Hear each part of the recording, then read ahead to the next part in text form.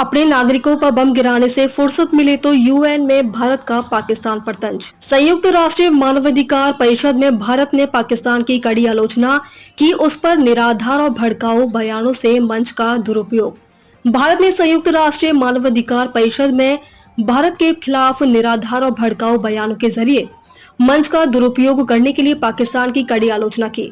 संयुक्त राष्ट्र मानवाधिकार परिषद के 60वें सत्र में बोलते हुए जिनेवा स्थित संयुक्त राष्ट्र में भारत के स्थायी मिशन क्षितिज त्यागी ने कहा कि पाकिस्तान को भारत की जमीन पर कब्जा करने की कोशिश करने के बजाय उसे खाली कर देना चाहिए और अपनी अर्थव्यवस्था को बचाने पर फोकस करना चाहिए। भारत ने पाकिस्तान की अर्थव्यवस्था को लेकर कहा कि वह आखिरी सांस ले रहा है। शायद ये तब होगा जब पाकिस्तान को आतंकवाद का निर्यात करने, संयुक्त राष्ट्र की ओर से प्रतिबंधित आतंकवादियों को पनाह देने और अपने ही लोगों पर बमबारी करने से फुर्सत मिले।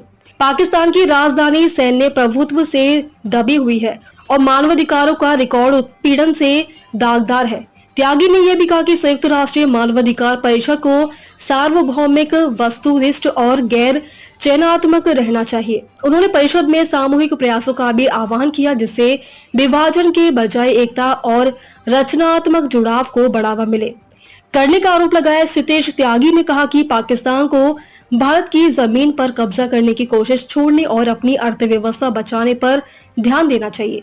उन्होंने पाकिस्तान पर आतंकवाद को बढ़ावा देने और मानवाधिकारों का उल्लंघन करने का भी आरोप लगाया।